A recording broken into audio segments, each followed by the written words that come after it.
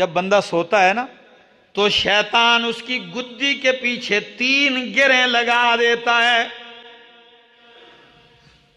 یعقد الشیطان علی قافیۃ رأس احدکم اذا هو نام 3 عقد. 3 گرے لگاتا ہے.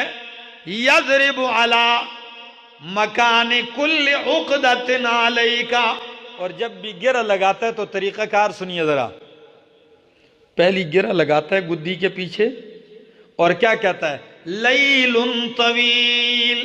فرق ہو بڑی لمبی رات ہے، سویا رہے. کیا ہے؟ ہاں، صبح اذان کو 10 منٹ باقی اور رات لمبی ہے، سویا رہے. ایک گرہ. دوسری گرہ بھی یہی کہہ کے لگاتا ہے. تیسری گرہ بھی یہی کہہ کے لگاتا ہے. اب نتیجہ کیا نکلتا ہے؟ لیکن جب اللہ کا بندہ اٹھتا ہے، نماز کے لیے اٹھتا ہے اور اٹھنے کی دعا پڑھتا ہے، جاگنے کی، الحمدللہ الذی احیانا بعد ما اماتنا والیہ النشور، تو پہلی گرہ کھل جاتی ہے. جب تینوں گریں کھلتی ہیں اس کی پہلی گرہ ٹوٹ جاتی ہے. اور جب اٹھ کے وضو کرتا ہے تو دوسری گرہ کھل جاتی ہے.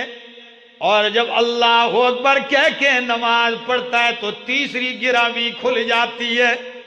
جب تینوں گریں کھلتی ہیں تو حدیث کے الفاظ ہیں فَأَصْبَحَ نَشِيطًا طَيِّبًا نَفْسِ. جب وہ جاگتا ہے، صبح کرتا ہے تو نشیطاً، تر و تازہ، حشاش بشاش، طیب النفس، پاکیزہ نفس کے ساتھ صبح کرتا ہے. اور اگر سویا رہے اور یہ ساری نماز بھی یہی سب کچھ چلا جائے، سویا رہے تو پھر صبح کیسے کرتا ہے وہ بھی سن لی.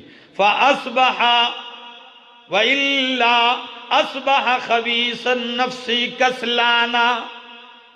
خبیث النفس اٹھتا ہے کسلانا، آدھا گھنٹہ ہڈیاں مروڑتا رہتا ہے، سستی نہیں جاتی. کسلانا، سستی اور کاہلی کے ساتھ اٹھتا ہے.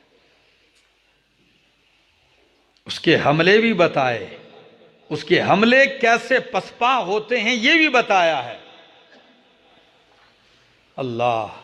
اور ایک اور چیز آپ یاد کر لیجئے، نبی کریم صلی اللہ تعالی علیہ وسلم نے فرمایا کہ اکثر ایسے ہوتا ہے جب شام ہوتی ہے، خدا را توجہ چاہوں گا، جب شام ہوتی ہے شیطان پھیل جاتے ہیں. سورج غروب ہوتے ہی شیاطین پھیل جاتے ہیں. اذا کانا، جب شام ہوتی ہے تو شیاطین پھیلتے ہیں. تو آپ کیا کریں؟ اپنے بچوں کو شام کے وقت باہر نہ نکالیں.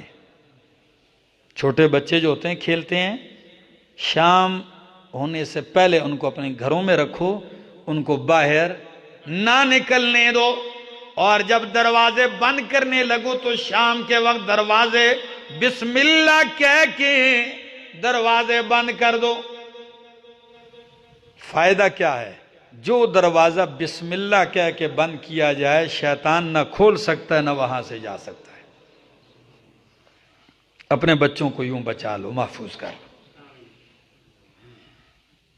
کتنا بہترین طریقہ ہے یہ. صحیح بخاری کے اندر اللہ کے پاک پیغمبر صلی اللہ علیہ وسلم نے فرمایا، لوگوں کے بچے شام کے بعد گلیوں میں گھوم رہے ہوتے ہیں چھوٹے چھوٹے. یہ خاص موقع ہے شیاطین کے حملے کا. اللہ کے پاک پیغمبر صلی اللہ علیہ وسلم نے فرمایا ان کو اپنے گھروں میں رکھ لو اور بسم اللہ کہہ کے اپنے دروازے بند کر دیا کرو. کون ہے ان تجاویز پہ عمل کرتا ہے؟ میں ڈاکٹر عائز، عرب کے ایک مشہور عالم ہیں، ان کی ایک تحریر اس دن فیس بک کے اوپر پڑھ رہا تھا، مجھے بڑی اچھی لگی. کہنے لگے شیاطین کے ان گندے اثرات سے بچنے کے لیے وہ تو کہتے ہیں کہ بہترین طریقہ کار قرآن و سنت کے اذکار اپنی جگہ، لیکن گھر میں رہتے ہو جس کمرے میں واش روم ہے تو سونے سے پہلے رات کو اسے صاف کر کے سویا کرو. بالکل اسے صاف کر کے سویا کرو. اور جب سونے لگو تو اس کا دروازہ مکمل طور پہ بند کر دیا کرو۔ نبی علیہ السلام نے فرمایا یہ بیت الخلائیں یہ شیاطین کی آماجگاہیں ہوتی ہیں، یہی وجہ ہے کہ جب بیت الخلاء جاؤ تو دعا پڑھی جاتی ہے مسنون، اللہم انی اعوذ بک من الخبث والخبائث یا من الخبث والخبائث، یہی تو وہ ہیں۔ دروازہ بند، اور سونے کے کپڑے جن کپڑوں میں سوتے ہو وہ واش روم میں نہ لٹکایا کریں، وہ باتھ روم میں نہ لٹکایا کریں، وہ سارا دن باتھ روم میں لٹکے رہتے ہیں، پھر لوگ سوتے ہیں اسے پہن کے رات کو سو جاتے ہیں۔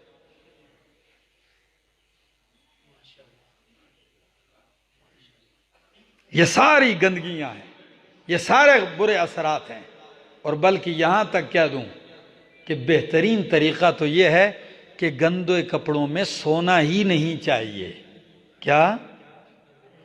کئی لوگ رات کو گندے کپڑوں میں سوتے ہیں، نہیں، سونا چاہیے تو پاکیزہ کپڑوں میں سو، تاکہ اگر موت آئے بھی تو پاکیزہ لباس میں آئے۔